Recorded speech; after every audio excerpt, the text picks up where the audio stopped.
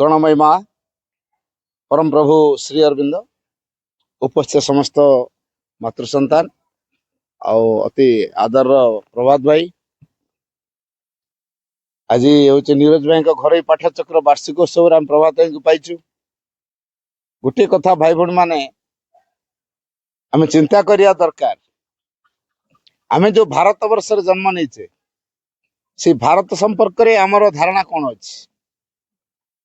ये भारत वर्ष गोटे माटी गोड़ी पहाड़ पर्वत झरणा नदीर जड़ पदार्थ एक देश नुहे, सी हूँ एक जीवंत देवी। जो भारत वर्ष जेकोसी रूप को ग्रहण करि पारे, ताको जदि खंड विखंडित करा जाए तो भारतर असल शक्ति हजिଯିव। तेणु आम प्रत्येक भारतीय आमर जोटा फोरमोस्ट ड्यूटी बोली माँ लिखिं, आमको शिक्षा करिया पड़ो हाउ टू रिजेक्ट फॉल्सहुड, केमिति आम मिथ्याचार को प्रत्याख्यान करवा and make matter ready to manifest the spirit. आत्मार अभिव्यक्ति बा चेतनार अभिव्यक्ति पई आम जड़ को किपर प्रस्तुत करि परिबा, एई कथाटी प्रत्येक भारतीय जानिबे। जो भारत वर्ष एभली एक सामर्थ्य रखिछि, आज नहले भी काली एटा निश्चित प्रमाणित हबो। तेणु इंडिया एभली एक देश, India must rise to the highest of our mission and proclaim the truth to the world. तेणु India must rise to the highest of our mission. ये भारत वर्षर जो आभिमुख्य सेटा कौन हो पारे, जो परम शाश्वत सत्य को ये अभिव्यक्ति करिवो एवं सब किछि भितर दिव्यता को जो परिप्रकाश करिवो, भारत भितर सही प्रकार एक सामर्थ्य अच्छी। तेणु जो भारत वर्ष समग्र विश्वर आत्मा माँ से छुटी आसते, कारण भारत वर्ष गोटे चूजन लैंड, पुणी डिवाइनली चूजन लैंड। यही भारत वर्ष हूँ एक निर्वाचित देश, दिव्य भाव निर्वाचित देश। से माटी गोड़ी पहाड़ पर्वतर देश नुहे। आ भारत वर्ष उपर निर्भर करुच्ची समग्र पृथ्वीर भविष्यत। The future structure of the world depends on India. तेणु पृथ्वीर भविष्यत ये भारत वर्ष उपर निर्भर करुच्ची। जेहेतु पृथ्वीर भविष्यत ये भारत वर्ष उपर निर्भर करुच्ची, आमे माने भारतीय हिसाब रे आम आत्मशक्ति को जागृत करेगा।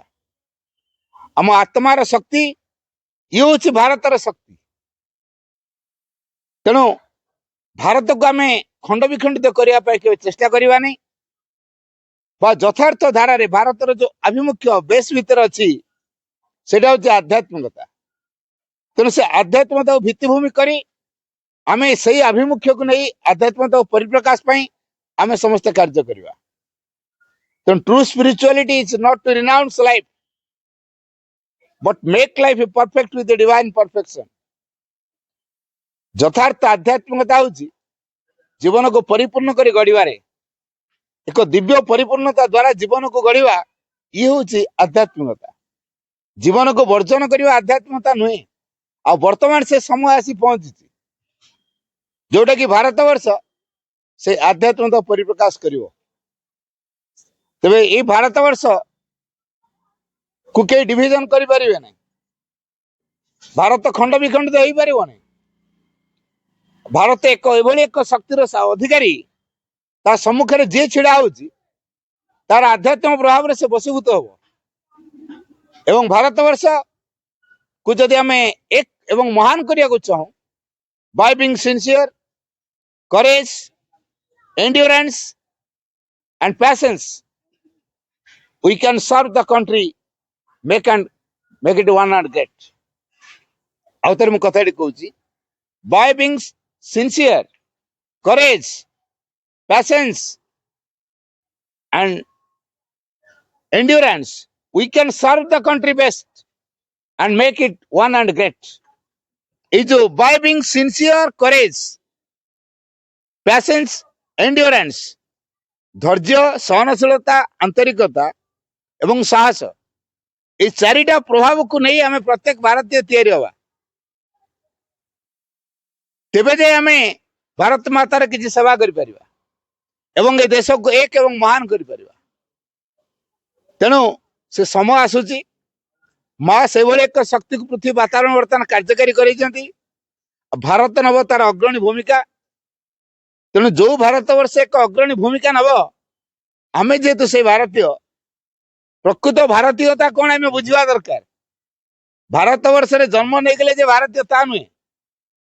प्रकृत भारतीय क्या कह a true Indian is he who lives for others, who lives for the whole creation and above all who lives for the divine. जे अन्य मानक सकाशे बंचे, समग्र सृष्टि सकाशे जे बंचे एवं सर्वोपरि जे भगवान को बंचे सी हूँ भारतीय। तो आम तीन टा कैटेगरी भितर निजक पकेवा। आम तीन टा फर्मुला भितर कोटे अच्छु ना आम अन्य मान बंचुचु, ना आम समग्र सृष्टि बंचुचु, ना आम भगवान बंचुचु। तेणु आम यथार्थ भारतीय बोली कही परिबानी। तेणु भारत बर्तमान यही गोटे अवस्था भितर अच्छी। माँ गोटे जगह लिखिं सेव इंडिया फ्रॉम इंडियंस। यही भारतीय मान भारत को रक्षा कर। तेना भारतीय माने कौन होती जो असल नियति जहाँ प्रत्येक मानव जीवन जो नियति एटा भूल जाइए। वर्तमान अज्ञानतार बशवर्ती होती, अहं स्वार्थ प्रणोदित होती जोटा प्रत्येक भारतीय कर्तव्य नुहे। तेणु ये एक घड़ी मुहूर्त माँ और श्रीरंद आसर आदर्श काम जीवन में प्रतिफलित करवा, भारत मातार प्रकृत सेवा करवा। जन यथार्थ भारत मातार योग्य संतान टी हवा को हेले माँ गोटे कथा कहते, overgrow your small egoistic personality and be a true child of the mother India. वाक्यटी माँ थे कहूँ माँ कहले overgrow your small egoistic personality and be a true child of mother India. आमर जो क्षुद्र अहंगत व्यक्तित्व टी को लेकिन बंचुचु ताको हमें अतिक्रम करवा, ओवरग्रो। तेबे जे हमें माँ कर भारत मातार योग्य संतान हो पार। पुणी से सरीनी कथाटी माँ पुणी कहते fulfil your duties with honesty and rectitude. तमर कर्तव्य को तुम फुलफिल कर ऑनेस्टली सचोट भाव एवं निजको प्रति मुहूर्त संशोधन करी keep cheerful and confidence in all circumstances. सकल परिस्थिति रे तुम प्रसन्न भाव बजाय रख, पूर्ण निर्भरतार भाव बजाय रख। कहा पर निर्भर करवा?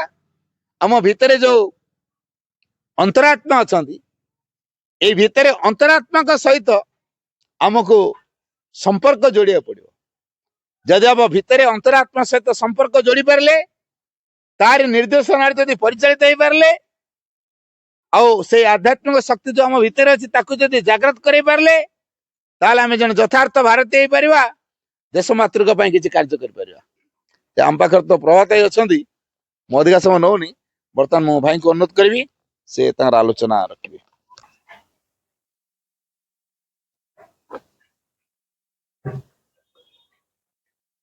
करुणामयी माँ परम प्रभु श्री अरविंद समस्त उपस्थित भाई भाई मान को श्रद्धा सम्मान नमस्कार जनाऊँगी। विषय हूँ भारतर नवजागरण रे श्री अरविंद भूमिका। आमे जो भारतवर्ष बोली कहू आम सामना को दीटी भारतवर्ष आसे, गोटे आध्यात्मिक भारतवर्ष आउ गोटे भौगोलिक भारत बा भौगोलिक भारतवर्ष। आध्यात्मिक भारतवर्ष जोटा से पाकिस्तान अच्छी, बांग्लादेश भी अच्छी, अफगानिस्तान अच्छी, नेपाल, भूटान, तिब्बत, बर्मा, श्रीलंका पर्यटन भी अच्छी। गोटे अखंड भारतवर्ष कथा आध्यात्मिक भारतवर्ष चित्र आसे, जोटा को अतीत जम्बूद्वीप बोली कहला, इलावृत देश बोली कहला, आर्यावर्त देश बोली कहला। 1947 अगस्ट 15 पर एबे आम जो भारतवर्ष देखुचु ये भारत वर्ष गोटे खंडिया भारत वर्ष गोटे खंडिया देश एतिरे बांग्लादेश नहीं अफगानिस्तान नहीं नेपाल भूटान तिब्बत बर्मा ये सब देश नहीं ये गोटे विभाजित देश तेणु भारत वर्ष कथा प्रसंग रे तार गोटे आध्यात्मिक पृष्ठभूमि अच्छी भगवत गीतारे भगवान श्रीकृष्ण अर्जुन को भारत बोली भी संबोधन करते जदा जदा ही धर्म से ग्लानिर्भवति भारत अर्जुन को भारत बोली कहते भारत वर्ष कहले गोटे निर्दिष्ट देश बा गोटे अंचल बा गोटे निर्दिष्ट सीमित आयतन भितर बुझाऊ ना महर्षि मनु लिखिं एतदेश प्रसूत सदासत अग्रगण्य एतदेश प्रसूत ये हूँ से देश जो सब जन्म नि सदासत अग्रगण्य जो सब महान व्यक्ति मैंने जो जन्म नि आचार्य साधु सन्थ ऋषि तपस्वी अवतार मान जो देश जन्म नि से देश हूँ भारत वर्ष तेणु भारत वर्ष को देवभूमि बोली कहा जाए पवित्र भूमि बोली कहा जाए आर्य देश बोली कहा जाए अनेक शब्द संबोधन करा जाइछि तेणु भारत वर्ष जो ये गोटे पृष्ठभूमि पछरे अच्छी एवं बर्तमान आम जो भारत वर्ष भर अच्छु ए गोटे सीमित आयतन भर आम देखुचु भारत वर्ष बर्तमान गोटे विखंडित देश गोटे विभाजित देश ये अवस्था कहीं भारत वर्षर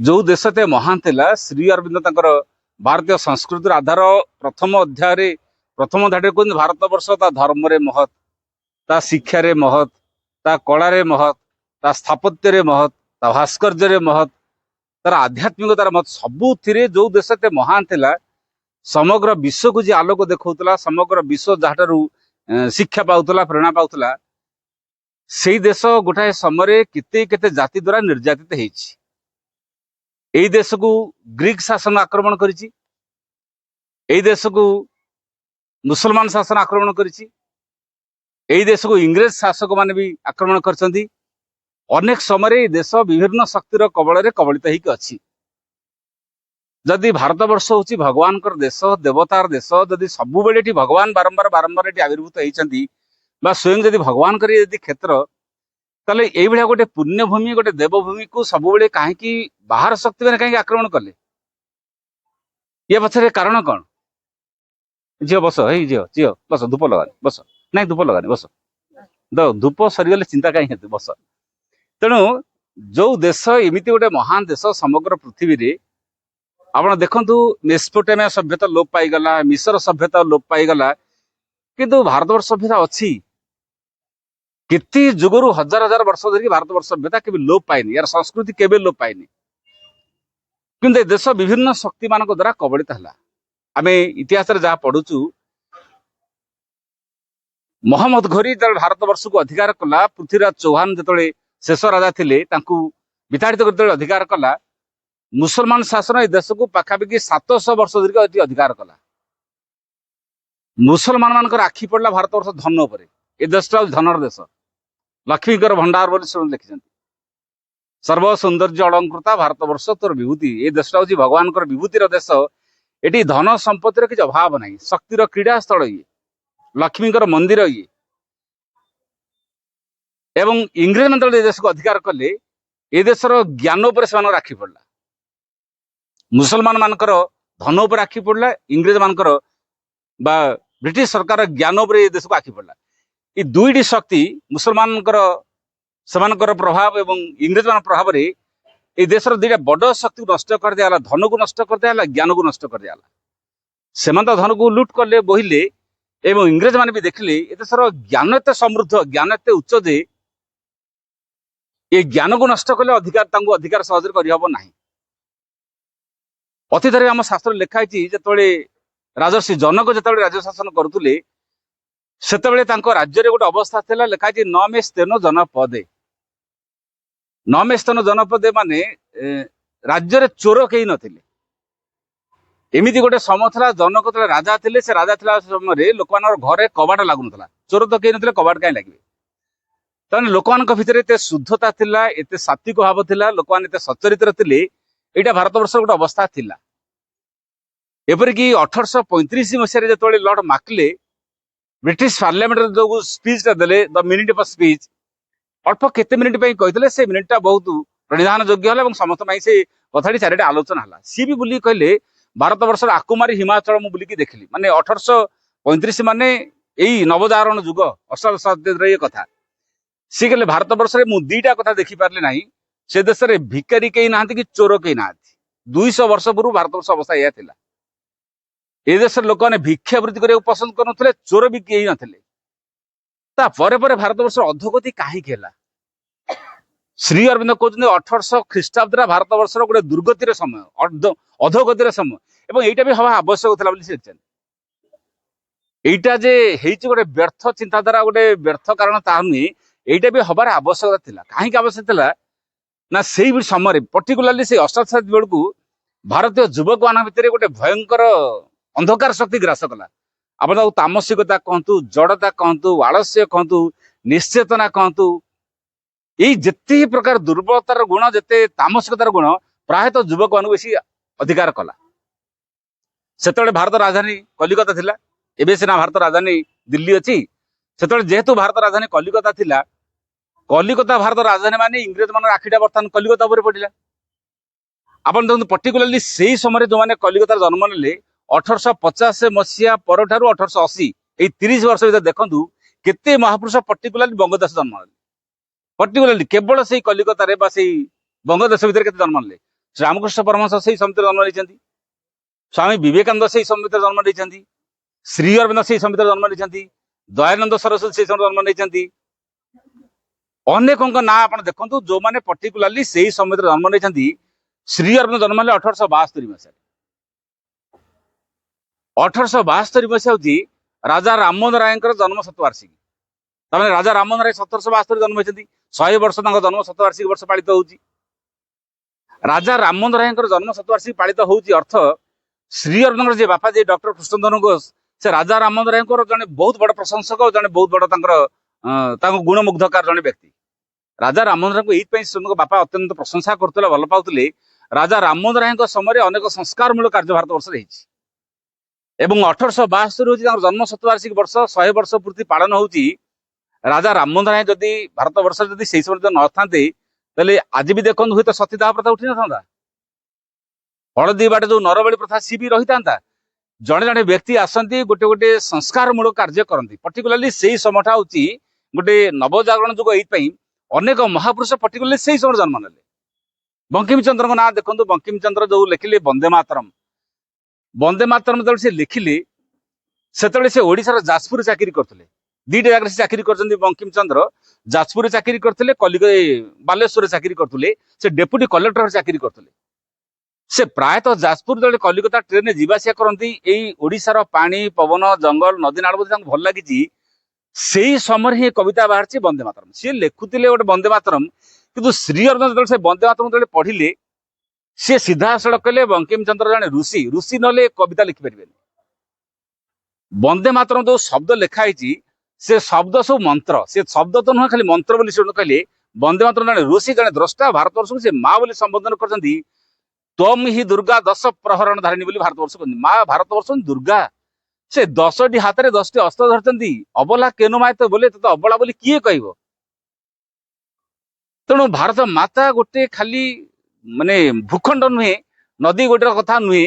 ଏ ଦେଶ ପଛରେ ଗୋଟେ ଆଧ୍ୟାତ୍ମିକ ପୃଷ୍ଠଭୂମି ଅଛି ଏବଂ ଏ ଦେଶ ପଛରେ ଯୋଉ ଚେତନାଟି ଅଛି, ସେ ଚେତନାଟି କଥାକୁ ବଙ୍କିମଚନ୍ଦ୍ର ଯୋଉ ଲେଖିଲେ ବନ୍ଦେ ମାତରମ୍, ସେ କହିଲେ ପ୍ରତ୍ୟେକ ଭାରତୀୟ ମାନେ ବନ୍ଦେ ମାତରମ୍ ଗାଆନ୍ତୁ। ପ୍ରତ୍ୟେକ ଭାରତୀୟ ମାନଙ୍କ ଚେତନା ଭିତରେ, ତାଙ୍କ ରକ୍ତ କଣିକା ଭିତରେ, ତାଙ୍କ ତନ୍ତ୍ରୀ ଭିତରେ ବନ୍ଦେ ମାତରମ୍ ପ୍ରବେଶ କରୁ। ଏପରିକି ସେତେବେଳେ ବନ୍ଦେ ମାତରମ୍ ଶବ୍ଦରେ ସମଗ୍ର ବଙ୍ଗ ଦେଶରେ ଗଗନ ପବନ କାଳେ ପ୍ରକମ୍ପିତ ହେଲା। ହଜାର ହଜାର ଯୁବକ ବନ୍ଦେ ମାତରମ୍ ବୋଲି କହିଲେ। କିନ୍ତୁ ଆଶ୍ଚର୍ଯ୍ୟ କଥା, ଯେତେବେଳେ ବନ୍ଦେ ମାତରମ୍କୁ ନେଇ ଯେତେବେଳେ ଶ୍ରୀମନ୍ତ ଅଧିକ ତାକୁ ପ୍ରୋତ୍ସାହିତ କରିଲେ ଏବଂ ପ୍ରତ୍ୟେକ ଭାରତୀୟ ଯୁବକ ମାନେ ବନ୍ଦେ ମାତରମ୍କୁ ଗାଆନ୍ତୁ ଏବଂ ବନ୍ଦେ ମାତରମ୍ ଅର୍ଥକୁ ବୁଝନ୍ତୁ, ସେଇ ସମୟରେ ବି ବନ୍ଦେ ମାତରମ୍ ଶବ୍ଦଟେ କହିବା ପାଇଁ ମଧ୍ୟ ଭାରତୀୟ ଯୁବକ ମାନଙ୍କ ପାଖରେ ସେତିକି ସ୍ୱାଧୀନତା ବି ନଥିଲା। ଆପଣ ଜାଣିଛନ୍ତି ସେତେବେଳେ ଭାରତର ଯିଏ ଶାସକ ଥିଲେ ମାନେ କିଙ୍ଗସ୍ଫୋର୍ଡ, ସେଇ କଲିକତାରେ ମାନେ ଶାସକ ଥିଲେ। ବନ୍ଦେ ମାତରମ୍ ଗୋଟେ ଦିନ କହୁଛନ୍ତି, କ୍ଲାସରେ ପିଲାମାନେ କହୁଛନ୍ତି ବୋଲି ତାଙ୍କୁ ଚାବୁକରେ ମାଡ଼ ଦେଲା, ଲାଠିରେ ମାଡ଼ ଦେଲା।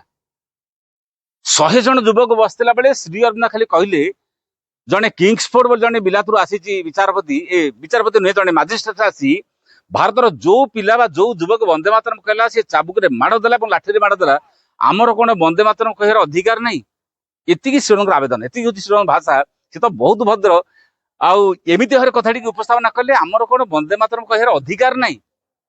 से दिन आलोचना सभा जो दी जन थे खुदीराम चाकी प्रफुल्ल चाकी खुदीराम दत्त एवं दी जन भितर ये शब्द एमती गोटे गुंजन एमती गोटे प्रेरणा सृष्टि कला से कहले किंग्सफोर्ड हाथ को भांगी दो जो हाथ में सी आम माड़ दौर लाठी प्रहार कर चाबुक आघात कर हाथ को भांगी दो।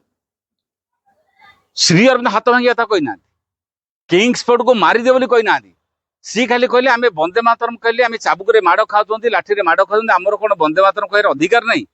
भारत माता की जय भारत मातार स्लोगान दबा यहाँ कौन गोटे भारतीय हिसाब से जन्म होता लोकर अधिकार नहीं यहाँ श्रीनगर कथा किंतु युवक मान एमती गोटे देश प्रेम रक्त प्रवाहित होता से कहले जी आमको माड़ दौर हाथ थिले सीना माड़ दो हाथ भांगी दू तापरदिन से पकेट जड़े बोमा रखी हाथ जड़े बंदूक धरची खुदीराम बोमा प्रफुल्ल चाकी बंदूक धरिकी जिंदी जो जीप रे किंग्सफोर्ड जाए से जीप बोमा पकेले से जीपटा जलीगला भाग्य भल किंग्सफोर्ड जीप रे नथला जन यूरोपियन महिला थिले से महिला दी जन पोड़ी पाउंस हो गले ब्रिटिश सरकार भितर आलोचना आलोडन खेला जीप जालिया जो भारत युवक मैंने पचाऊना ये प्रेरणा दौर कि ये कथा कौन कि साहस आसला कौटू से अनुसंधान जानिले एक कथा जी कहते सी श्री अरविंद तेणु श्रीरंग ना वारंट बारला Aurobindo Ghosh is a most dangerous man of India Bharat सबुठ सांघातिक विपदपूर्ण व्यक्तित्व अरविंद घोष।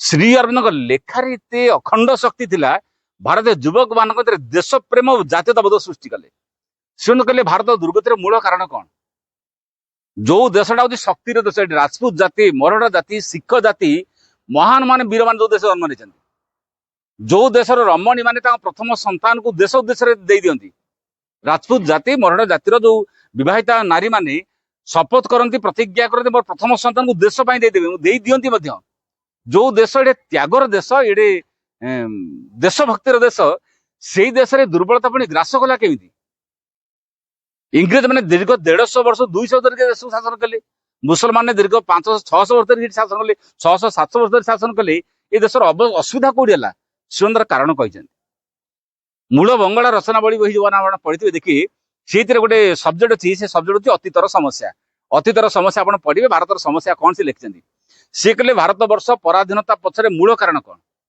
विशेषकर 18 शताब्दी बेलू इंग्रेज मैंने जी आसिले ईस्ट इंडिया कंपनी आसला के 1706 मसीह आप जानते मुसलमान शेष राजा हूँ औरंगजेब 1706 मसीह मला शेष मुसलमान राजा हिसाब से 1706 मसीह मला एवं से 1706 मसीह बेलू ब्रिटिश सरकार भितर ईस्ट इंडिया कंपनी आसला ता पूर्व ए देशटा इंडिया बोली कहीं जानते ये देशटा भारत वर्ष भी कहला से ईस्ट इंडिया कंपनी आसिकी तार आरंभ कला व्यवसाय वाणिज्य कला से धीरे धीरे भारत ना कुआडे उठीगला इंडिया आजिकल समस्त इंडिया बोली कहते इंडिया ना कि आगुरी नाला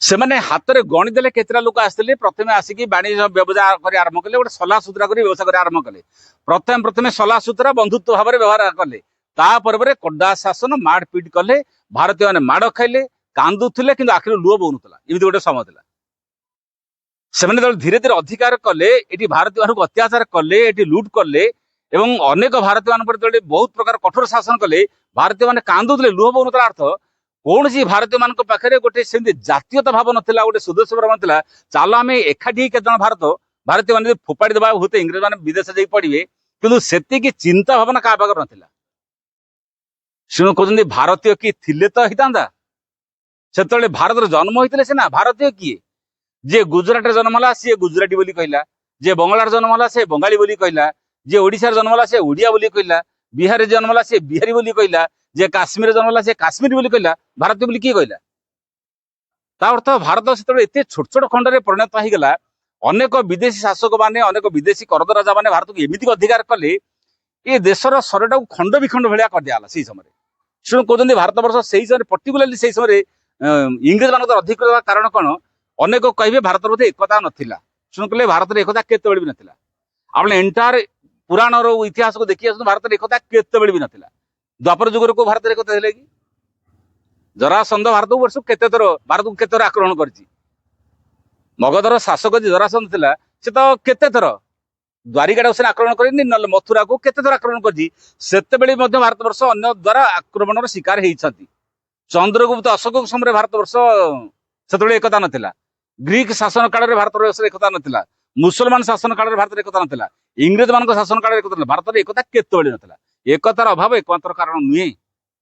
ଆମକୁ ଇତିହାସରେ ପଢା ହଉଛି ନା, ଏକତା ନଥିଲା ବୋଲି ଭାରତ ପରାଜୟ ହେଇଗଲା।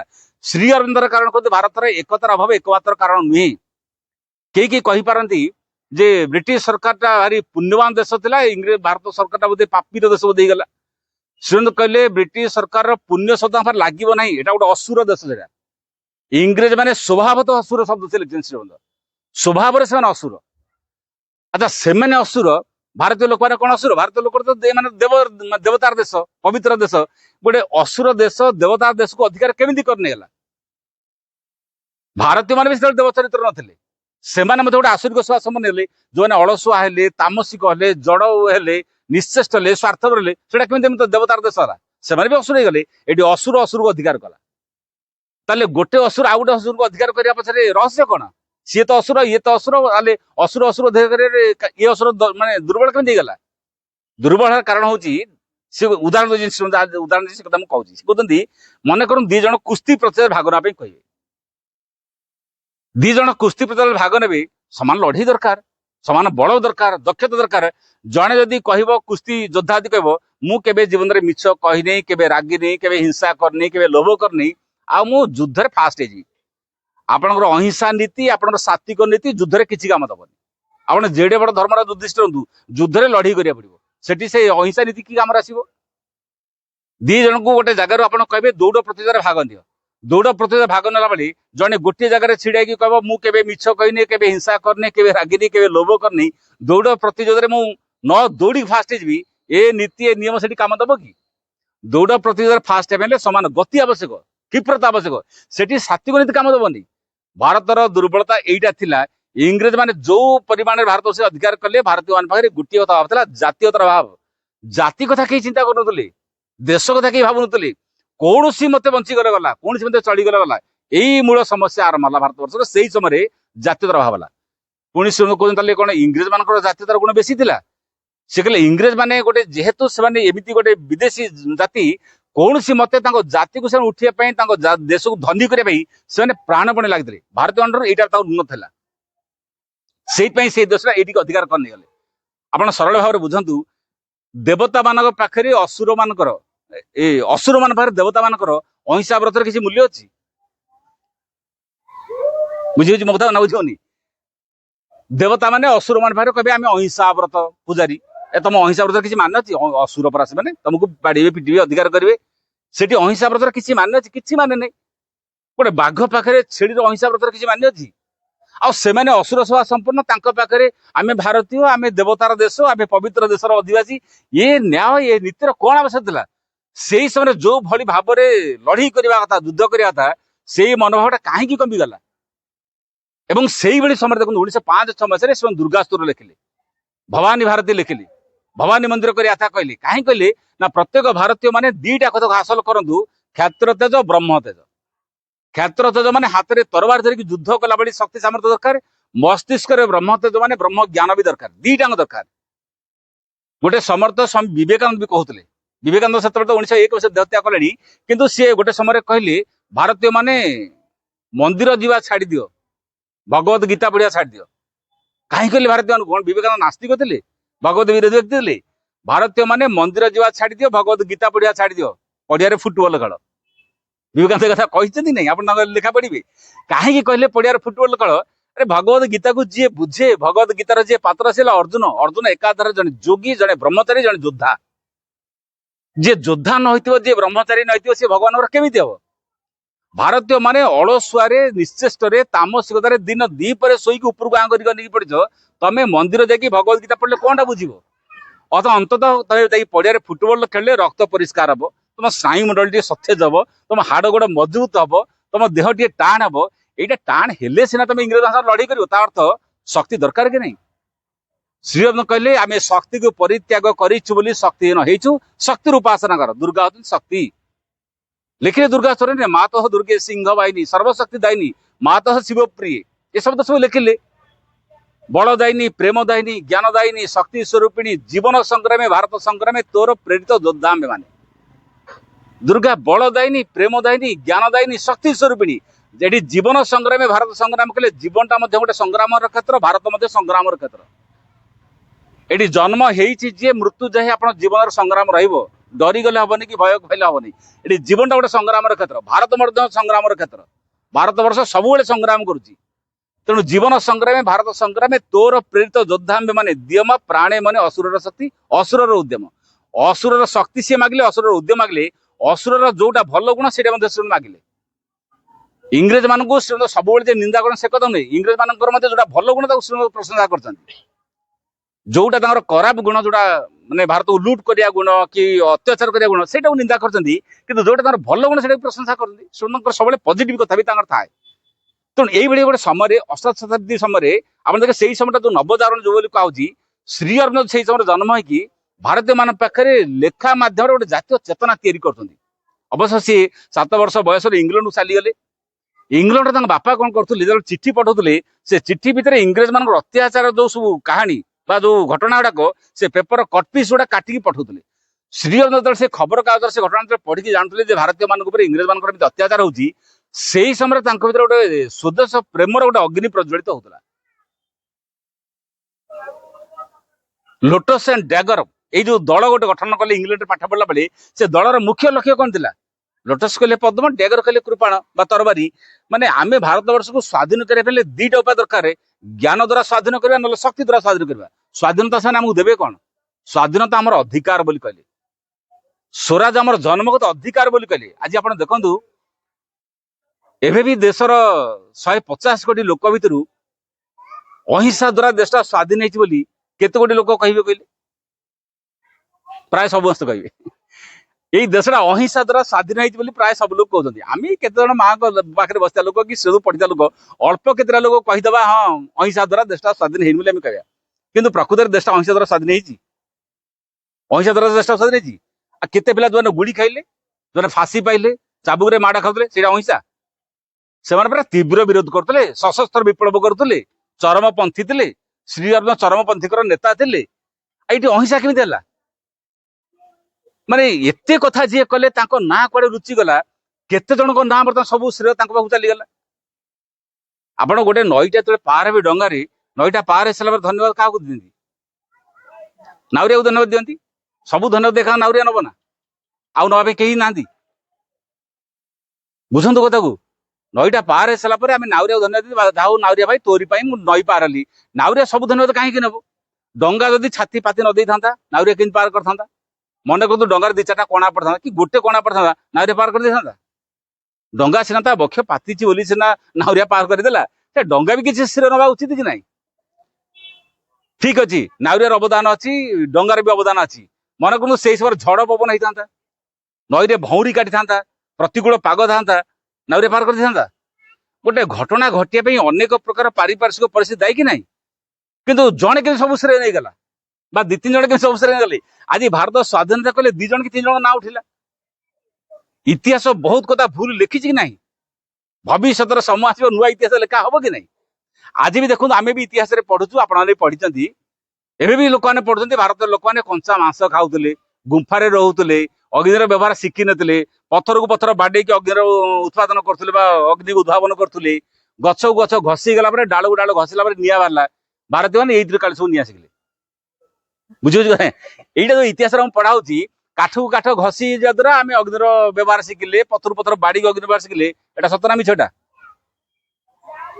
एटा कल्पना मोटे सत नुहे भारतीय लोक अग्निर व्यवहार शिखी नी हजार हजार वर्ष पूर्व ऋषि मैंने जो जंगल भितर बस यज्ञ करते यज्ञ जो घी डालुले जो जड़ूला से कौन अग्निकर मंत्र पढ़ुले भारत वर्ष वेद पर हजार हजार वर्ष पूर्व सृष्टि वेदर प्रथम मंत्र हूँ अग्नि मंत्र अग्नि हूँ प्रथम देवता ओम अग्निमीडे पुरोहितम यज्ञ से देवस्य ऋतिजम होतारम रत्न धातुम अग्नि को प्रथम देवता कहुए ये सृष्टि जिते देवता अच्छा कौन सी देवता को देले खाती अग्नि ही एकमात्र देवता जी देले खाती आपड़ जिते देवता को जहाँ दिखाँ नड़िया दिंतु कदली दिंतु भोग दिंतु उखड़ा दिंतु क्यों गोटे देवता खाती कि 10टा कदली देले 10टा कदली घर धरिक आसवे गोटे नड़िया देले समुदाय नड़िया घर धरी आसवे खाली भांगी दिन 2 फाड़ हुए ना कौ देवता खाती कि अग्नि आप जहाँ पकते अग्नि से नहीं जाती घी पकड़े नहीं जिबे, कदली पकड़े नहीं जिबे, चाउल पकड़े नहीं जिबे, जोटा नहीं जिबे जड़े देवता सीधासख मनुष्य हाथ ग्रहण करते अग्नि देवता। एवं यही देश अग्नि देवता लोक मैंने आगु ऋषि मैंने अग्नि देवता कहते। ए देश वायु देवता कहुए, ए देश वृक्ष देवता कहुए, ए देश नदी को देवता कहुए। सरस्वती नदी, नर्मदा नदी देवी, सरस्वती देवी, नर्मदा देवी, जमुना देवी, ये सब नदी को देवी कहुए ना। तेणु जो देशटा महान देश, नदी को जी देवता संबोधन करे, प्रकृति को जी देवता संबोधन करे, गछ को जी देवता संबोधन करे, से देश लोक मैंने इति अशिक्षित बर्बर केमती कह किंतु इतिहास कहला आम मैंने काले अनार्य थे से मैंने आसिले आर्य गुड़ाक से मैंने निजे काश्मीर ह्रद कूल आसिक भारतीय मानक अनार्य बोली कहले, से निजे अनार्य ब्रिटिश सरकार भारतीय लोक अनार्य बोली कहले। से आज इतिहास पढ़ा आम पढ़ुं परीक्षा लेकिन नंबर पाँच गोटे समय केते भूल तथ्य लोक पाखे प्रवेश कला। आप ख्रीष्टाब्द 500 माने कौन 500 ख्रीष्टाब्द भितर दीटा सभ्यता आविष्कृत हरप्पा मोहेंजोदारो। हरप्पा मोहेंजोदारो दीटा सभ्यता आविष्कृत होता आहरी भारतीय लोक बर्बर नृशंस मूर्ख बोली कहते। हरप्पा मोहेंजोदारो दीटा सभ्यता आविष्कृत है तल जो प्रत्नोत्तर विद्वान जो बाहर कले केते सभ्यता निर्माण होता। ए देश ज्ञान नाला, ए देश शिक्षा नाला। हस्तिना राजप्रसाद जो कारुकार्य से इंजीनियर नथिले। त्रेता जुगरे अयोध्या राजप्रसाद से इंजीनियर मान नथिले। इतने सुंदर राजप्रसाद कार्यक्रम सब केमती होता। हजार हजार वर्ष पूर्व जो देशर शिक्षा माने कारीगरी कौशल जो एत महान थिला से देशर पुणी गोटे समय ज्ञान केमती लोप पाईगला बोली कहला। हाँ, गोटे समय देश में ज्ञान परवर्ती समय विखंडित धीरे धीरे लोप पूरा पाई ना। या गोटे समय सुन लिखले ना मात हदुर के जोग शक्ति विस्तार कर कहले लुप्त शिक्षा। एटी शिक्षा अच्छी किंतु लुचि जाइए, एटा पूरा पूरी विलोप पाइनि। लुप्त शिक्षा, चरित्र, मेधाशक्ति, श्रद्धा, भक्ति, तपस्या, ब्रह्मचर्य, सत्य ज्ञान विकास कर जगत में वितरण कर। भारत वर्ष जो मूल शक्ति जो मूल ज्ञानटा ये गोटे समय लुप्त प्राय होगला। कौटी गोटे मनुष्य भूली गले दुरुपयोग कले यहाँ गोटे असुविधा घटला। तेणु यही भाया समय सी जे जन्म हो कहते भारत वर्ष को आउ थे जागृत करने हम। दुर्गास्त्र में पढ़ुन ना नहीं, गगन प्रांत अल्प अल्प उदय होचु। पर्टिकुलरली यही समय 18 शताब्दी आउ थे भारत वर्ष पुणी जागृत हो। तोर स्वर्गीय शरीर तिमिर विनाशिनी आभारे उषार प्रकाश है। तिमिर विनाशिनी आभारे गोटे अंधकार भितर भारत वर्ष आश्रय नहीं गला। निबिड़ तिमिर आश्रय नाला भारत वर्ष बोली कहूँ। माने एमती गोटे समय आसला तार ज्ञान ता शक्ति ता चेतना जमी विदेश शक्ति कबल लोप पाइला भाया गोटे कौटी गोटे आश्रय नहीं गला कौटी गोटे विलुप्त प्राय है भाई होगा। से भाई समय से कहते भारत वर्ष पुणी आउ थे गगन प्रांत अल्प अल्प उदय होची। आगत से जुग, आगत से दिन जो समग्र विश्वर भार स्कंदे बहन कर भारत जन उठुची। भारत वर्ष बंची निज पाई नुहे सारा विश्व पाई। समग्र विश्वर भार स्कंदे बहन कर भारत जन उठुची। भारत वर्षर समग्र विश्वर दायित्व बर्तमान कांध उपर अच्छी। तेणु से कहले if India will be exist whole world will be exist. जदि भारत बंचो समग्र विश्व बंचो। If India will be perish whole world will be perish. जदि भारत ध्वंस हो समग्र विश्व ध्वंस हो। भारत वर्ष भविष्य पर समग्र विश्व निर्भर करुच्ची। भारत वर्ष कहले गोटे साधारण भाव में कौन आम जहाँ मैंने बुझे गोटे मूर्ति आँकन से कथा कहूना। ये भारत वर्ष कहले गोटे चेतना, भारत वर्ष कहले गोटे शक्ति, भारत शक्ति बोली कहते। जो शक्ति समग्र विश्वर शक्ति, जो शक्ति हूँ समग्र दैवी शक्ति। Mother India is not a piece of earth बोली कहली। भारत माता खंडे मूर्तिका खंडे नुहे, सी जे गॉड हेड, सी जे देवी, सी जड़े देवी, सी जे लिविंग सोल, से गोटे जीवंत आत्मा। जिते से बरोदार अध्यापक चाकरी करते जड़े प्रख्यात छात्र थे डॉक्टर के मुंशी। परवर्ती समय उत्तर भारत से मंत्री होते से पाखे से पढ़ी जिते से शुणिले श्रीनाथ पंडिचेरी साधना जीवन तपस्या जीवन अतिबाहित कर डॉक्टर के मुंशी पंडिचेरी आसी पचारि श्रीन को जे आपण भारत को जी माँ बोली संबोधन कर माँ बोली कहते आप जड़े कवि बोली आप काव्यिक शैली में माँ बोली संबोधन कर गोटे काव्यिक छंद ना प्रकृत में भारत सेमती माँ। श्रीन कहले प्रथम शब्द कहले मु तो प्रथमतः I am not a materialist. मुझे जड़े जड़वादी नुहे, भौतिकवादी नुहे। भारत को जदि मु माँ बोली देखी न थांती ताले भारत पई मु जहा करिया को जाइछि से कार्य मु केबे भी करन थांती। तेणु दुई जण व्यक्ति भारत वर्ष रे जड़े स्वामी विवेकानंद जी सीधा सड़क भारत को माँ बोली कहते। जमी घरर माँ को जड़े माँ बोली संबोधन करे सी कहते भारत हूँ आम माँ। ଆଉ ଶ୍ରୀ ଅରବିନ୍ଦ ସିଧାସଳଖ ଭାରତକୁ ମା ବୋଲି ଦେଖିଥିଲେ, ଜଣେ ଭାରତକୁ ମା ବୋଲି କହୁଥିଲେ, ଜଣେ ଭାରତକୁ ମା ବୋଲି ଦେଖୁଥିଲେ। ସିଏ କହିଲେ ମନ୍ଦିର ଯେମିତି ଯାଉଛ ଭାରତ ମାତାଙ୍କୁ ସେମିତି ନବଦା ଭକ୍ତିରେ ପୂଜା କର। ଶ୍ରୀଅରବିନ୍ଦ କହିଲେ ଭାରତ ମାତାଙ୍କୁ ସେମିତି ନବଦା ଭକ୍ତିରେ ପୂଜା କର। ଆମର ଯେମିତି ଶରୀର, ଏ ଦେଶଟା ହଉଛି ଭାରତ ମାତାଙ୍କର ଶରୀର। ଆମର ଯେମିତି ତନ୍ତୁକୋଷ ଶରୀର ଅଛି, ପ୍ରତ୍ୟେକ ଅଧିବାସୀ ମାନେ ମାଙ୍କର ଶରୀର ତନ୍ତୁକୋଷ। ଆମର ଯେମିତି କଥାର ଭାଷା ଅଛି ବା ଆମେ ଯୋଉ ଗୋଟେ ଶବ୍ଦ ଉଚ୍ଚାରଣ କରୁଛୁ, ପ୍ରତ୍ୟେକ ଭାରତୀୟ ମାନଙ୍କର ଶବ୍ଦ ହଉଛି ଭାରତ ମାତାଙ୍କର ଭାଷା, ଭାରତ ମାତାଙ୍କର ଇଏ ଶବ୍ଦ କୋଷ। ତେଣୁ ଆମର ଶରୀର ଭଳି ଭାରତ ମାତାଙ୍କର ସିଧାସଳଖ ଶରୀର ଅଛି, ଭାରତ ନବଦା ଭକ୍ତିରେ ପୂଜା କର ବୋଲି କହିଲେ। ତେଣୁ ଯୋଉ ଚେତନାଟି ବର୍ତ୍ତମାନ ଭାରତୀୟ ଚେତନାଟି ବର୍ତ୍ତମାନ କେମିତି ସମଗ୍ର ବିଶ୍ୱରେ ବା ପ୍ରତ୍ୟେକ ଭାରତୀୟ ମାନଙ୍କ ଭାବରେ ପ୍ରସାରିତ ହବ ବା ମାନେ ତାଙ୍କ ଭିତରେ ପ୍ରସାରଣ ହବ, ଦିଟା ଲେଖା ଲେଖିଲେ ଶ୍ରୀଅରବିନ୍ଦ ସେତେବେଳେ।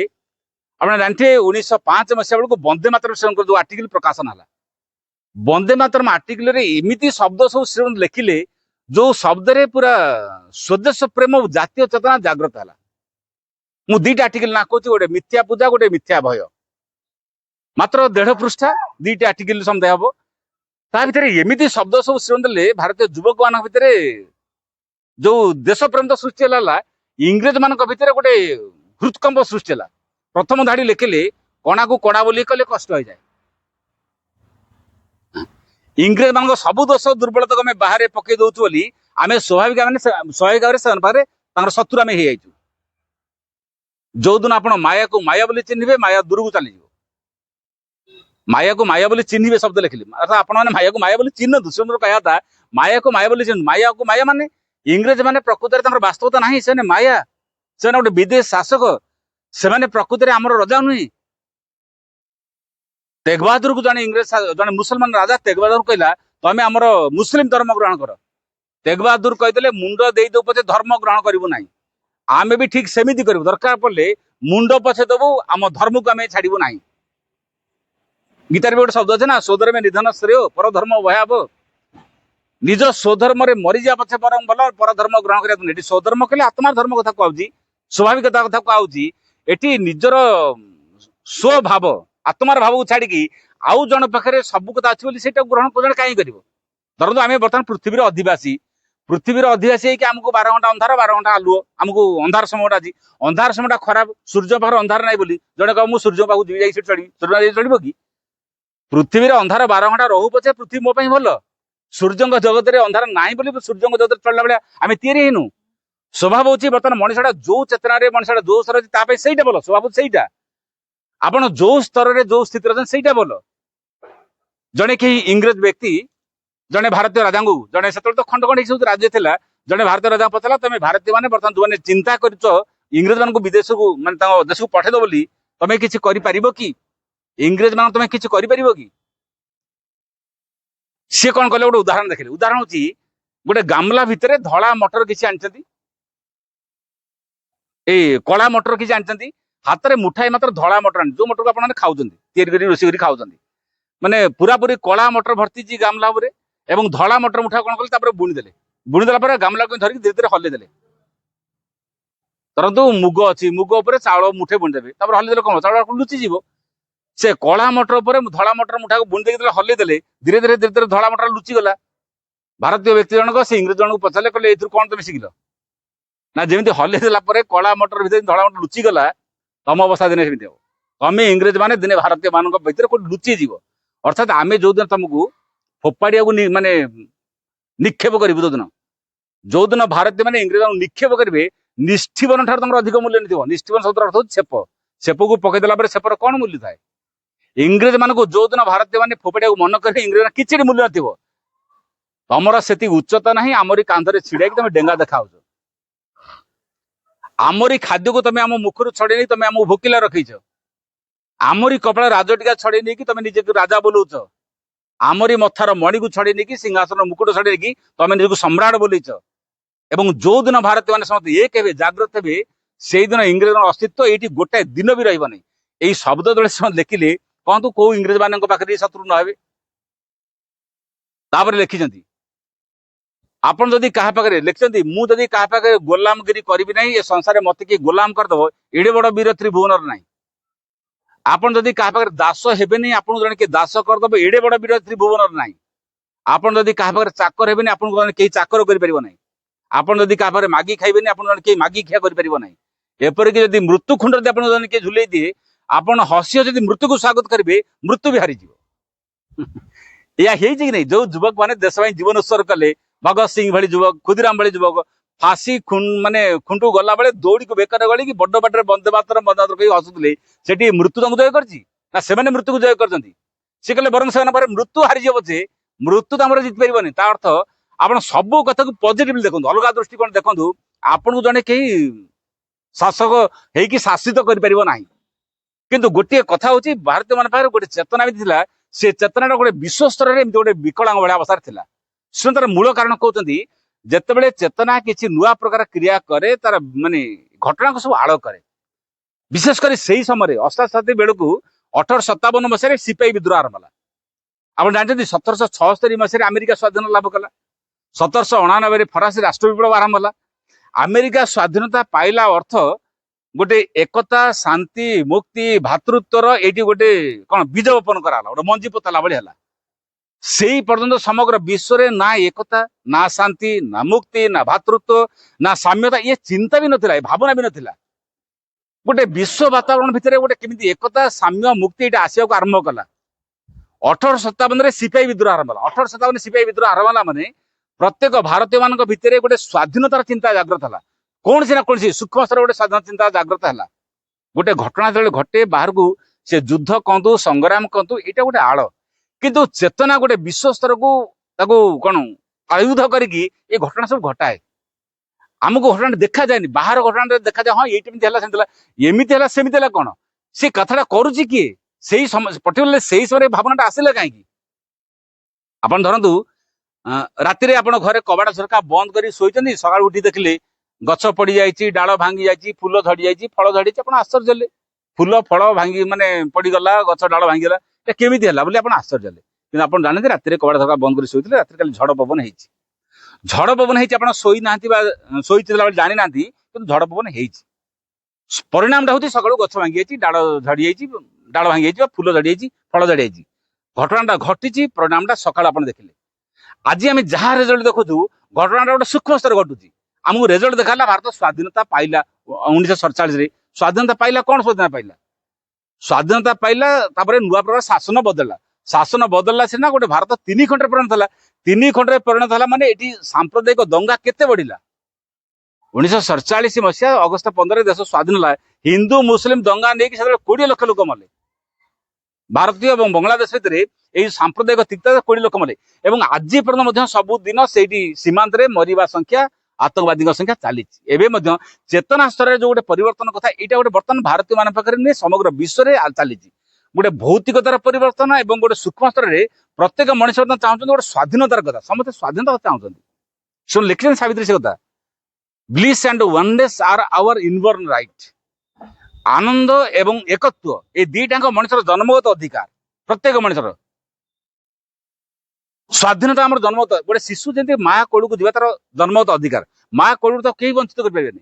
ସୂର୍ଯ୍ୟାଲୋକ ଆମର ଜନ୍ମଗତ ଅଧିକାର, ବାୟୁ ଆମର ଅଧିକାର, ଜଳ ଆମର ଅଧିକାର। ଆପଣ ଆନନ୍ଦରେ ବଞ୍ଚିବା ଆପଣଙ୍କ ଅଧିକାର। ଆମେ ବହୁତ ସମୟ କହୁଛୁ ମୁଁ ନିରାଶ, ମୁଁ ହତାଶ। ଆପଣ ନିରାଶ ପାଇଁ କହିଛି କି? ଆପଣ ନିରାଶ କାହିଁକି କହୁଛନ୍ତି?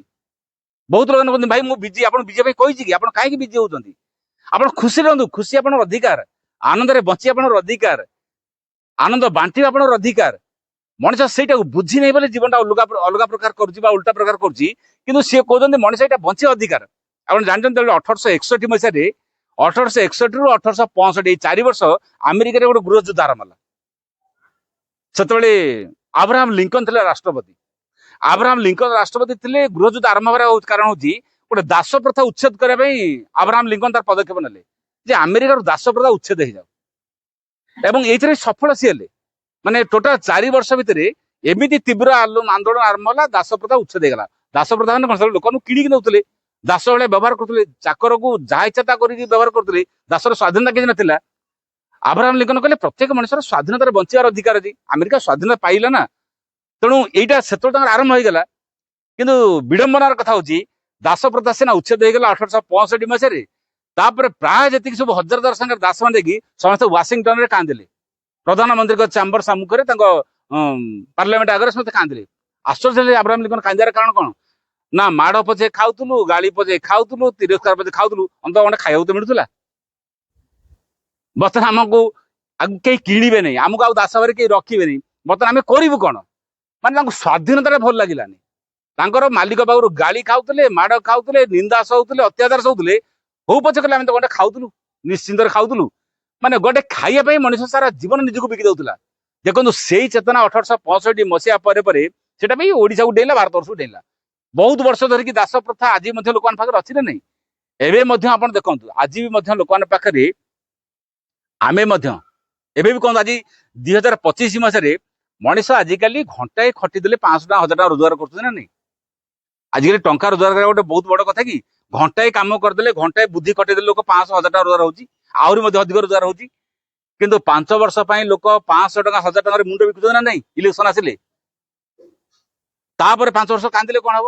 ଆମର ଏମିତି ହେଇଗଲା, ଆମର ସେମିତି ହେଇଗଲା, ଆମ ଶାସନ ନଷ୍ଟ ହେଇଗଲା, ଲୋକମାନେ ଏତେ ନ୍ୟାୟ ପାଇଲେନି, ତାପରେ କାନ୍ଦିଲେ କଣ ହବ? ଲୋକ ତ ଏବେ ବି ମଧ୍ୟ ସେଇ ପରାଧୀନତା ଭିତରେ 500 ଟଙ୍କା 200 ଟଙ୍କା, ଟିକେ ଶିକ୍ଷିତ ଲୋକ ହେଲେ 500 ଟଙ୍କା। ଆପଣ ଆଦିବାସୀ ଅଞ୍ଚଳ ଯାଆନ୍ତୁ, ହାଣ୍ଡିଆ ପିଇଲେ ଲୋକ ଭୋଟ ଦଉଛନ୍ତି, 50 ଟଙ୍କାର ଲୋକ ଭୋଟ ଦଉଛନ୍ତି। ତା ଅର୍ଥ ଏବେ ମଧ୍ୟ ମଣିଷ ପାଖରେ ସେଇ ଗଣ୍ଡେ ଖାଇବା ପାଇଁ ମଣିଷ ଜୀବନ ବିକି ଦଉଛି, ମୁଣ୍ଡ ବିକି ଦଉଛି।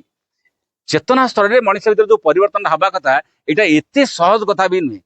ତେଣୁ ଗୋଟେ ନବ ଜାଗରଣ କହିଲେ ମଣିଷ ଚେତନା ଭିତରେ ଗୋଟେ ନୂଆ ପ୍ରକାର ଜାଗରଣ, ଏଜ୍ ଅଫ୍ ରେନେସାଁ ବୋଲି ଯୋଉ କୁହାହଉଛି, ନବ ଜାଗରଣ ଯୋଉ ପର୍ଟିକୁଲାରଲି 1850 ପରେ ପରେ ଆରମ୍ଭ ହେଲା। ଆଜି ବି ମଧ୍ୟ ସେଇଟା ଚାଲିଛି।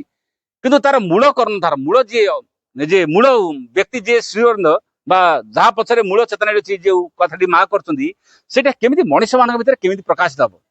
ଶ୍ରୀଅରବିନ୍ଦଙ୍କ ଜୀବନ ଭିତରେ ଆପଣ ଦେଖନ୍ତୁ, ଶ୍ରୀଅରବିନ୍ଦ କେମିତି ଗୋଟେ ମୂଳରୁ ସ୍ୱାଧୀନ ଚେତା ଥିଲେ। ଯେତେବେଳେ ବରଦାକୁ ଆସିଲି, ବରଦାରେ ଆସିକି ସାଇଜିରାଓ ଗାଇକୱାଡଙ୍କ ପାଖରେ ଚାକିରି କଲେ। ସେତେବେଳେ ସେ ଦୁଇଟି ସବଜେକ୍ଟରେ କ୍ଲାସ ନେଉଥିଲେ, ଫ୍ରେଞ୍ଚ ଲାଙ୍ଗୁଏଜରେ କ୍ଲାସ ନେଉଥିଲେ ଏବଂ ଇଂରାଜୀ ସବଜେକ୍ଟରେ କ୍ଲାସ ନେଉଥିଲେ। ବରଦାର କଲେଜରେ କ୍ଲାସ ନେଉଥିଲେ, ଫ୍ରେଞ୍ଚ ଏବଂ ଇଂରାଜୀ ଦିଟା ସବଜେକ୍ଟରେ କ୍ଲାସ ନେଉଥିଲେ। ସପ୍ତାହରେ ପାଖାପାଖି 6ଟି ସେ କ୍ଲାସ ନେଉଥିଲେ। ରାଜା କିନ୍ତୁ ଶ୍ରୀଅରବିନ୍ଦଙ୍କୁ ବହୁତ ଭଲ ପାଉଥିଲେ। ରାଜା ଶ୍ରୀଅରବିନ୍ଦଙ୍କୁ ଏତେ ଭଲ ପାଉଥିଲେ ଯେ ବେଳେ ବେଳେ କହନ୍ତି ଯେ ଆଜି ଡିନରଟା ଆଜି ଆମ ଘରେ ହବ, ରାଜାଙ୍କ ପାଖରେ ଡିନର ପାଇଁ ଶ୍ରୀଅରବିନ୍ଦଙ୍କୁ ନିମନ୍ତ୍ରଣ କରୁଥିଲେ। କିନ୍ତୁ ଶ୍ରୀଅରବିନ୍ଦ ବେଳେ ବେଳେ କଣ, ପ୍ରାୟ ଥରେ ଦିଥର ବୋଧେ ରାଜାଙ୍କ ପାଖକୁ ଯାଇଛନ୍ତି, ଟୋଟାଲ ଡିନର ପାଇଁ ଯାଆନ୍ତି ନାହିଁ। ସେତେବେଳେ ଦେଖନ୍ତୁ, ରାଜା ଡାକୁଛନ୍ତି, ରାଜାଙ୍କ ଘରକୁ ଯିବା, ରାଜାଙ୍କ ପାଖରେ ଯାଇକି ବସିକି ଡିନର କରିବା, ଏଇଟାକୁ ପ୍ରାୟତଃ ବହୁତ ବଡ ବଡ ଲୋକମାନେ ସୁଯୋଗ ପାଆନ୍ତିନି। କିନ୍ତୁ ଶ୍ରୀଅରବିନ୍ଦ ଅକ୍ଲେଶରେ ତାକୁ ପ୍ରତ୍ୟାଖ୍ୟାନ କରନ୍ତିନି। ଶ୍ରୀଅରବିନ୍ଦଙ୍କର ଯୋଉ କାର୍ଯ୍ୟ, ତାଙ୍କର ଯୋଉ ଲେଖା ଲେଖି କାର୍ଯ୍ୟ, ତାଙ୍କର ଯୋଉ ଦିଗ କାର୍ଯ୍ୟ, ସେଇ କାର୍ଯ୍ୟକୁ ଅବହେଳା କରି ରାଜା ଡାକିଲେ ବୋଲି କାହିଁକି ପଡିବେ ତାଙ୍କ ଚାମ୍ବରକୁ ଯାଇକି ଡିନର କରିବେ? ମାନେ ଏଡେ ବଡ କଥାକୁ ପ୍ରତ୍ୟାଖ୍ୟାନ କରନ୍ତି, କେତେ ସ୍ୱାଧୀନଚେତା। ଆପଣ ଗୋଟେ ସମୟରେ ଜାଣିଛନ୍ତି, ତାଙ୍କ କଲେଜରେ ସେ କ୍ଲାସ କରୁଥିଲେ, କଲେଜରେ ଗୋଟେ ସମୟରେ ଶ୍ରୀଅରବିନ୍ଦଙ୍କ ଦରମା ବନ୍ଦ କରିଦିଆଗଲା। 3 ମାସ କାଳ ଦରମା ବନ୍ଦ କରିଦେଲା। ମାନେ କମ୍ପ୍ଲେନ ଦିଆଗଲା ଶ୍ରୀଅରବିନ୍ଦଙ୍କ ନାଁରେ ଯେ ଇଏ କ୍ଲାସକୁ ଠିକ ଟାଇମରେ ଆସୁନାହାନ୍ତି। ଶ୍ରୀଅରବିନ୍ଦ ପୁଣି କାଳେ କ୍ଲାସକୁ ଠିକ ଟାଇମରେ ଆସୁନାହାନ୍ତି। ରାଜା ଯେତେବେଳେ ଜାଣିଲେ ଶ୍ରୀଅରବିନ୍ଦଙ୍କ ନାଁରେ କମ୍ପ୍ଲେନ ହେଇଛି, ଇଏ ଠିକ ଟାଇମରେ ଆସୁନାହାନ୍ତି, ଅନ୍ୟମାନଙ୍କ କଥାରେ ଦରମା ବନ୍ଦ କରିଯାଇଛି। ତାପରେ ରାଜା ଯେତେବେଳେ ଇନକ୍ୱାରି କଲେ, ଦେଖିଲେ ଶ୍ରୀଅରବିନ୍ଦଙ୍କ କ୍ଲାସ ଘର ରୁମଟା କଲେଜ ହେଇଯାଇଛି।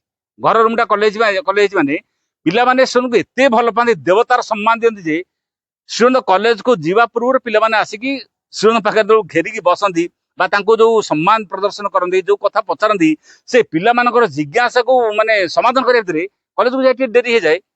ଏଇଟା ହେଲା କାରଣ, ମାନେ ପିଲାମାନଙ୍କୁ ସେଠି କ୍ଲାସ କରିବା, ପାଠ ପଢିବା ପାଇଁ କଲେଜକୁ ଯାଇ ଡେରି ହେଇଯାଏ। ରାଜା କହିଲେ, ଯିଏ କଲେଜରେ ପାଠ ପଢିକି ଯିଏ ଘରେ ପାଠ ପଢୁଛନ୍ତି, ତାଙ୍କ ଦରମା ବନ୍ଦ ହବା କଥା, ଦ୍ୱିଗୁଣ ଦିଆଯିବା କଥା। ତାଙ୍କ ଦରମା 2 ଗୁଣ ହେଇଗଲା। 2 ଗୁଣ କଣ, ସେତେବେଳେ ସମୟରେ ଅନ୍ୟମାନଙ୍କ ଅପେକ୍ଷା ସେତେବେଳେ ଅଧିକ ସବୁଠୁ ଦରମା ପାଇଲେ। ଯେତେବେଳେ ଅନ୍ୟମାନେ 20 ଟଙ୍କା 14 ଟଙ୍କା ଦରମା ପାଉଥିଲେ, ସେତେବେଳେ ଶ୍ରୀଅରବିନ୍ଦଙ୍କ ଦରମା 750 ଟଙ୍କା ହେଇଗଲା। ଏତେ ଟଙ୍କା ଶ୍ରୀଅରବିନ୍ଦ ପାଉଥିଲେ। କିନ୍ତୁ ଲେଖିଛନ୍ତି ଡକ୍ଟର ଆର୍.ଏନ୍. ଫାଟକର ବୋଲି ଜଣେ ଶ୍ରୀଅରବିନ୍ଦଙ୍କର ସେ ଜଣେ ଛାତ୍ର, ସେ ଲେଖିଛନ୍ତି, କହିଲେ ଆମେ ଦେଖିଛୁ ଶ୍ରୀଅରବିନ୍ଦ ଜୀବନ ଶୈଳୀ କେମିତି। ଏତେ ଟଙ୍କା ପାଉଥିଲେ, 750 ଟଙ୍କା ସେତେବେଳେ, 1893ରୁ 1906, ଏଇ ଯୋଉ 13 ବର୍ଷ ଭିତରେ ଏତେ ଦରମା ପାଉଥିବା ବ୍ୟକ୍ତି, ତାଙ୍କ ଜୀବନ ଶୈଳୀ କଣ ଥିଲା? ଖଣ୍ଡିଏ ଧୋତି ପିନ୍ଧୁଥିଲେ, ଖଣ୍ଡିଏ ଧୋତି ଦେହରେ ପକାଉଥିଲେ, ଗୋଟେ ସର୍ବସ୍ୱ ତ୍ୟାଗୀ ସନ୍ନ୍ୟାସୀ ଭଳି ଜୀବନ ଯାପନ କରୁଥିଲେ। ନା ଘର ଭିତରେ ବିଳାସମୂଳକ ଉପକରଣ କିଛି ଥିଲା, ଦୌଡିଆ ଖଟରେ ସେ ଶୋଉଥିଲେ, ଏପରିକି ହଳେ ପାଦରେ ନାଗରା ଜୋତା ପିନ୍ଧୁଥିଲେ। ଗୋଟେ ସନ୍ନ୍ୟାସୀ ଯେମିତି ଚଳନ୍ତି ଜୀବନରେ, ସେମିତି ଚଳୁଥିଲେ। କିଛି କୌଣସି ବସ୍ତୁ ପ୍ରତି ମମତା ନଥିଲା, ଲୋଭ ନଥିଲା, କିଛି ବି ନଥିଲା। ଏପରି ଦରମା ଯେତେବେଳେ ବେଳେ 3 ମାସର 4 ମାସ ଦରମା ଆଣନ୍ତି, ଦରମାକୁ ଆଣିଲେ ଟେବୁଲ ଉପରେ ରଖିଦିଅନ୍ତି। ତାଙ୍କୁ ଅନ୍ୟମାନେ ପଚାରନ୍ତି, ଅନ୍ୟ ବନ୍ଧୁମାନେ ପଚାରନ୍ତି, ଆପଣ ଦରମା କଣ ଟେବୁଲ ଉପରେ ରଖୁଛନ୍ତି? କହିଲେ, ଦରମା ହେଇଥିପାଇଁ ଟେବୁଲ ଉପରେ ରଖୁଛି, ମୋ ପଇସା ଭଗବାନ ହିସାବରେ ରଖନ୍ତି। ମାନେ ପଇସା ପତ୍ର ପ୍ରତି ଟିକେ ବି ଆସକ୍ତି ନଥିଲା, ମୋ ପଇସାର ହିସାବ ଭଗବାନ ରଖୁଛନ୍ତି। ତାପରେ କହିଲେ, ଗୋଟେ ସମୟରେ ଆମେ ଏଠି ସବୁ ସାଧୁ ଲୋକ ଅଛୁ ତ, ଏଇଟା ତାର ପ୍ରମାଣ, ଟଙ୍କା ଟେବୁଲ ଉପରେ ରହୁଛି। ତାମାନେ ଆପଣମାନେ ଭଲ ଲୋକ ଖାଣ୍ଟି ଲୋକ ଅଛନ୍ତି ଏଇଟା ପ୍ରମାଣ କଣ ପଇସା ସେଇ ଯୋଉ ପଇସା ଆସୁଥିଲା ସେ ପଇସାରେ ତାଙ୍କର ଜଣେ ଭଉଣୀ ଥିଲେ ସରୋଜିନୀ ତାଙ୍କୁ କିଛି ପଇସା ମାତ୍ର ଦଉଥିଲେ ମାସରେ ତାଙ୍କର ଜଣେ ମଉସା ପୁଅ ଥିଲେ ସୁକୁମାର ମିତ୍ର ବୋଲି ତାଙ୍କୁ ଦଉଥିଲେ ମାତ୍ର କିଛି ପଇସା ନହେଲେ ବାକି ଯେତିକି ପଇସା ସପ୍ତାହରେ 3 ଟ୍ରଙ୍କ ବହି କିଣିକି ପଢୁଥିଲେ ସେ ଲେଖିଛନ୍ତି କହିଲେ ସର୍ବମୁଖ ପାଠକ ପୃଥ୍ୱୀରେ ଯଦି ଜଣେ କିଏ ଥାନ୍ତି ସେ ଜଣକ ଶ୍ରୀ ଅରବିନ୍ଦ ସପ୍ତାହରେ 3 ଟ୍ରଙ୍କ ବହି ପଢି ସାରୁଥିଲେ ଏଇ ଯୋଉ ଯେତେ ଜ୍ଞାନ ସବୁ ଅର୍ଜନ କଲେ ସେ ଜ୍ଞାନ କୋଉ କାମ ଲାଗିଲା ଜଗତ ସେବାରେ ଲାଗିଲା ପୃଥିବୀ ସେବାରେ ଲାଗିଲା ତା ଅର୍ଥ ସମସ୍ତ ଅର୍ଥକୁ ଜୀବନରେ ଏଇ କାମରେ ଲଗେଇଲେ ଏବଂ ଯେତେବେଳେ ମୃଣାଳୀଙ୍କୁ ମାନେ ଚିଠିରେ ସେ ଲେଖିଥିଲେ ମୋର ପ୍ରଥମ କଥା ହଉଛି ମୋର ଧନ ପ୍ରତିଭା ସମ୍ପତ୍ତି ଯାହା କିଛି ସବୁ କିଛି ଭଗବାନଙ୍କର ଭଗବାନ ମତେ ଯାହା ଦେଇଛନ୍ତି ମୋର ଆବଶ୍ୟକ ନିମିତ୍ତ ଖର୍ଚ୍ଚ କରିବାର ଅଧିକାର ଅଛି ବାକି ସବୁ କିଛି ଭଗବାନ ଫେରିବା ଉଚିତ ଏବଂ ଆଜି ପର୍ଯ୍ୟନ୍ତ ମୁଁ ଚୌର୍ଯ୍ୟବୃତ୍ତି କରି ଆସିଛି ଶ୍ରୀ ଅରବିନ୍ଦ ଲେଖୁଛନ୍ତି ଆଜି ମୁଁ ଚୌର୍ଯ୍ୟବୃତ୍ତି କରି ଆସି ମାନେ ପ୍ରଥମ କଥା ମୋର ଯୋଉ ଧନ ଯୋଉ ପ୍ରତିଭା ଯୋଉ ସମ୍ପତ୍ତି ଯୋଉ ଜ୍ଞାନ ଏ ସବୁ କିଛି ଭଗବାନଙ୍କର ନିଜ ନିମିତ୍ତ ଆପଣଙ୍କର ଖର୍ଚ୍ଚ କରିବାର ଅଧିକାର ଅଛି ଆବଶ୍ୟକତା ନିମିତ୍ତ ଖର୍ଚ୍ଚ କରିବାର ଅଧିକାର ଅଛି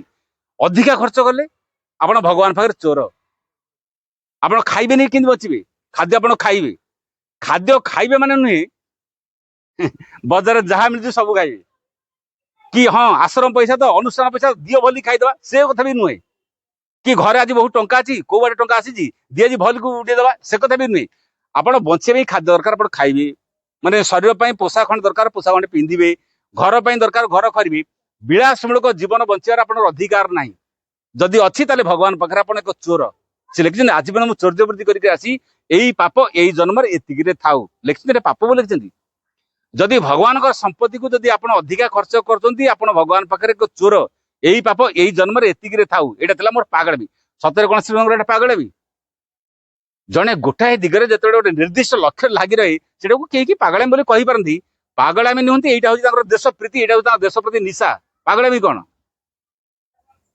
ମାନେ ଏଇ ଯୋଉ ଶବ୍ଦ ସବୁ ଲେଖୁଥିଲେ ଆପଣ ଆଶ୍ଚର୍ଯ୍ୟ ହେବେ ଶ୍ରୀଙ୍କ ଜୀବନର ଇତିହାସ ଯେତେବେଳେ ଆପଣ ଦେଖିବେ ମାନେ ବରଦାରୁ ଚାକିରି ଛାଡ଼ିଦେଲେ 750 ଟଙ୍କା ଦରମା ପାଉଥିବା ବ୍ୟକ୍ତି ଚାକିରି ଛାଡ଼ିଦେଲେ କଲିକତାରେ ସୁବୋଧ ମଲ୍ଲିକ ନ୍ୟାସନାଲ ଗୋଟେ କଲେଜ ଆରମ୍ଭ କରିଥିଲେ ସେଥିରେ ଆସିକି ସେ ଭାଇସ୍ ପ୍ରିନ୍ସିପାଲ ହେଲେ ମାତ୍ର 150 ଟଙ୍କାରେ ସେଇ ସମୟରେ 750 ଟଙ୍କା ଦରମା ପାଉଥିବା ବ୍ୟକ୍ତି ଆସିକି 150 ଟଙ୍କାରେ ଚାକିରି କଲେ ଲୋକ ଅଧିକ ପାଇବା ଆଶାରେ ଯାଆନ୍ତି ନା ଅଧିକ ପାଉଥିବା ଲୋକଟା କମ ପାଇବା ପାଇଁ ଆସନ୍ତି 750 ଟଙ୍କା କାହିଁ 150 ଟଙ୍କା କାହିଁ ତାମାନେ 600 ଟଙ୍କା ଲସ୍ ହେଲା କି ନାହିଁ କୋଉ ଖୁସିରେ 650 ଟଙ୍କା ଲସ୍ କରି ଆସି ଚାକିରି କଲେ 150 ଟଙ୍କାରେ କେବଳ ଗୋଟିଏ ମାତ୍ର ଉଦ୍ଦେଶ୍ୟ ବରୋଦାରେ ଚାକିରି କଲେ କଲିକତାକୁ ନ ଆସିଲେ ଭାରତୀୟ ଯୁବକ ମାନଙ୍କ ଭିତରେ ଗୋଟେ ଆନ୍ଦୋଳନକୁ ଜାଗ୍ରତ କରିହେବ ନାହିଁ ଯୋଉ ସ୍ୱଦେଶ ପ୍ରେମ ଜାତୀୟ ଆନ୍ଦୋଳନ ଏଇଟା ଜାଗ୍ରତ କରିହେବ ନାହିଁ ସେଠି ରହିଲେ ସିନା ଖାଲି ଚାକିରିଟା କରିହେବ ପିଲାଙ୍କୁ ପାଠ ପଢିବ କିନ୍ତୁ ସ୍ୱାଧୀନତା ଆନ୍ଦୋଳନ କୋଉଠି ଜାଗ୍ରତ କରିହେବ ସ୍ୱାଧୀନତା ଆନ୍ଦୋଳନ ଜାଗ୍ରତ କରିବା ପାଇଁ ବର୍ତ୍ତମାନ ସେଟା ଛାଡ଼ିଦେଲେ ଏଠି କଲିକତା ଆସି ଯେତେବେଳେ ରହିବା ଆରମ୍ଭ କଲେ ବନ୍ଦେ ମାତରମ୍ ଲେଖାରେ ସବୁ ଅନେକ ପ୍ରକାର ଲେଖା ଲେଖିଲେ ଅନେକ ଲେଖା ଭିତରେ ସେଇଠି ଭାରତୀୟ ଯୁବକ ମାନଙ୍କ ପାଖରେ ଏଇ କଥାଟି ଜାତୀୟ ଚେତନାଟି ତିଆରି କରିଲେ ଯେ ପ୍ରଥମେ ଦେଶ ବଞ୍ଚିଲେ ସିନା ତମେ ବସିବ ଭାରତ ବଞ୍ଚିଲେ କିଏ ମରିବ ଆଉ ଭାରତ ମରିଗଲେ କିଏ ବଞ୍ଚିବ ଦେଶ ଯଦି ନାହିଁ ତମର ମୂଲ୍ୟ କଣ ଅଛି ଆଉ ଦେଶ ଯଦି ମହାନ ତାହେଲେ ତମେ ବି କୁଆଡେ ଚାଲିଯିବ କି ତମେ ମଧ୍ୟ ମୂଲ୍ୟବାନ ହେଇଯିବ କି ନାହିଁ ତେଣୁ ସେଇ ଯୋଉ ଲେଖା ପତ୍ର ଯୋଉ ଚେତନା ଯୋଉ ଜାତୀୟ ଭାବଟା ପ୍ରେରଣ କଲେ ଗୋଟାଏ ଦିନ କଲେଜରୁ ଫେରିଛନ୍ତି କଲେଜରୁ ଫେରିକି ତାଙ୍କ ସାଙ୍ଗମାନଙ୍କ ସାଙ୍ଗରେ ବସିକି ତାସ ଖେଳୁଛନ୍ତି ଚାରୁଚନ୍ଦ ଦତ୍ତ ଆଉ ଏମିତି କେତେ ଜଣ ବନ୍ଧୁ ମାନେ ବସି ତାସ ଖେଳୁଛନ୍ତି ଶ୍ରୀଯୁକ୍ତଙ୍କର ଶ୍ୱଶୁର ଆସିକି ହଠାତ୍ ପହଞ୍ଚିଲେ ଭୋପାଳ ବସୁ ଆସିକି ଚାରୁଚନ୍ଦ ଦତ୍ତଙ୍କୁ ପଚାରିଲେ କହିଲେ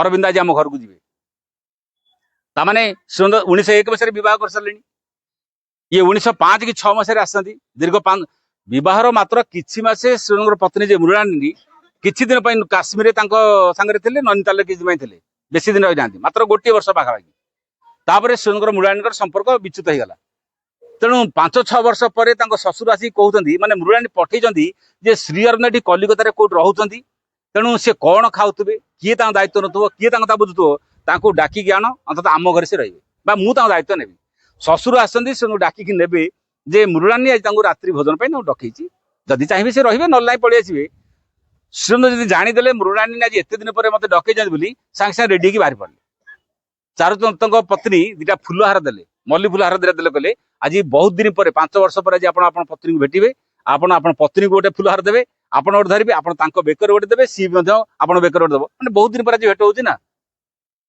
ସେ ଫୁଲହାର ଦିଟା ନେଇକି ଗଲେ ମୃଣାଳିନୀକୁ ଫୁଲହାର ଦେଲେ କି ନଦେଲେ ସେ କଥା ପରେ ଲେଖା ହେଇନି ବା ସେ କଥା କୌଣସି ଜାଗାରେ ଆମେ ପଢୁନାହୁଁ କିନ୍ତୁ ରାତ୍ରି ଭୋଜନ ସରିଗଲା ମୃଣାଳିନୀ ଖାଇବାକୁ ଦେଲେ ଏବଂ ଖାଇସାରିଲା ପରେ ଖାଲି ଶୁଣ ପଚାରିଲେ ରାତି ପାଇଲେ ବନ୍ଦେ ମାତରମ ପତ୍ରିକା ପ୍ରକାଶନ ହବା ଅପେକ୍ଷାରେ ଅଛି। ଦେଶର ଶହ ଶହ ଯୁବକ ମାନେ ଅପେକ୍ଷା କରିକି ଅଛନ୍ତି। ମୁଁ ଫେରିଯିବା ଉଚିତ ହବ ନା ତମ ପାଖେ ରହିଯିବା ଉଚିତ ହବ? ରୁରାଣ୍ଡକୁ ଅପସନ ଦେଲେ ରାତି ପାଇଲେ ଶହ ଶହ ଯୁବକ ମାନେ ମତେ ଅପେକ୍ଷା କରିକି ଅଛନ୍ତି, ମୋର ଫେରିଯିବା ଉଚିତ ହବ ନା ତମ ପାଖେ ରହିବା ଉଚିତ ହବ? ରୁରାଣ୍ଡ କଣ କହିଦେବି? 5 ବର୍ଷ ପରେ ଏଡେ ବଡ ପ୍ରତିଭାବାନ ହିମାଳୟ ଭଳି ଯୋଗ୍ୟତମ ସ୍ୱାମୀ ଜ୍ଞାନ ପ୍ରତିଭାର ଯୋଉ ଅଧିକାରୀ ଫେରିଛନ୍ତି, ସ୍ତ୍ରୀ ବର୍ତ୍ତମାନ ଏଠି କଣ କହିବେ? ଫେରିଯାଉ ବୋଲି କହିବେ? ଆଜିକାଲି ସେ ଚାକିରି ପଛେ ଯାଉ, ସେ ଆଉ କଣ ଯାଉ, ତୁମ ପାଖରେ ଥା ବୋଲି କହିଥାନ୍ତି। କିନ୍ତୁ ମୃଣାଳିନୀ ପୁରା ପାଦରେ ପ୍ରଣାମ କଲେ, କହିଲେ ଆପଣ ଫେରିଯାଆନ୍ତୁ।